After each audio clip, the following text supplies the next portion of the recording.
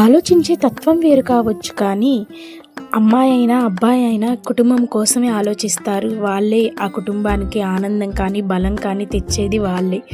ఇద్దరూ ఒకటి, ఎప్పుడు డిఫరెన్స్ చూయించొద్దు. ఈరోజు మా ఇంటికి మా చిన్నమ్మ వచ్చింది. మా అత్తయ్యని పలకరించిపోదామని. వాళ్ళకి 2 పిల్లలండి. ఒకరికేమో 18 ఇయర్స్, ఒకరు 20 ఇయర్స్ ఉంటాయి. అమ్మాయి అబ్బాయి. వాళ్ళ గురించి ఒకటే చెబుతుంది. అమ్మాయి ఇంట్లో చక్కగా పనులు చేసి పెడుతుంది, హెల్ప్ చేస్తుంది, ఎవరు వచ్చినా చక్కగా మాట్లాడుతుంది, బయటికి వెళ్ళదు, ఇంట్లోనే ఉంటుంది. అదే ఇంక మా అబ్బాయి అనుకో, అసలు ఇంట్లోనే ఉండడు, కారణాలు చెప్పి బయటికి వెళ్తాడు, ఫ్రెండ్స్తో ఆటపాటలతో ఆడుకుంటాడు అని ఒకటే చెప్తుంది, బయటే ఉంటాడు అని. ఫంక్షన్కి వెళ్దామన్నా కూడా, చుట్టాలు ఇంటికి వస్తున్నారన్నా కూడా ఉండడు. అదే మా అమ్మాయి అనుకో చక్కగా ఉంటుంది ఇంట్లోనే అని చెబుతుంది. చదువుకోవాలన్నా పక్కా ప్లానింగ్తో వర్క్ విషయంలో కానీ కాలేజ్ విషయంలో చేసుకుంటుంది. అదే మా అబ్బాయి అనుకో, రేపు చేస్తాలే, రేపు వర్క్ ఉంటుందిలే, రేపు వెళ్తాలే కాలేజీకి అని చెప్తా ఉంటాడు.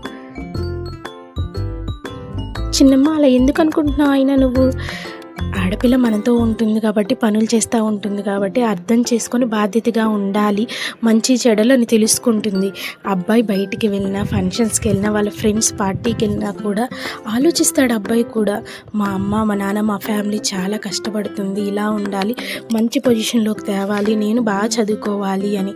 వాళ్ళు కొంచెం డిలేగా వాళ్ళు అలా ప్రవర్తిస్తున్నారని ఎప్పుడు నువ్వు అలా ఆలోచించకు, బాధపడమాకు. ఇద్దరూ ఒకటే.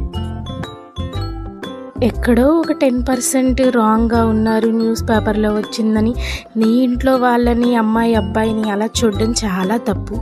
ఇద్దరిని ఒకేలా చూడాలి, అప్పుడే కదా మనకి సంతోషం, వాళ్ళకి సంతోషం. మా అమ్మ నాన్న మమ్మల్ని ఈక్వల్గానే చూస్తున్నారు, సపరేట్ లేదు అని జడ్జ్ చేసుకోరు. ఎవరిని మనం జడ్జ్ చేయకూడదు, అమ్మాయినైనా అబ్బాయినైనా. Don't judge anyone, okay? మనకున్న హ్యాండ్కున్న 5 ఫింగర్స్ సేమ్గా ఉండవు. అలాంటిది మన పిల్లల్ని ఒకేలాగా ఆలోచిస్తారు, సేమ్గా ఆలోచించాలనుకుంటే ఎలా? ఒక్కొక్కరు ఒక్కోలాగా ఆలోచిస్తారు. ఫైనల్లీ కానీ కుటుంబం కోసమే ఆలోచిస్తారు ఎవరైనా, అంతే కదా? పిల్లలు ఎందుకు? ఫ్యామిలీ కోసమే ఆలోచిస్తారు.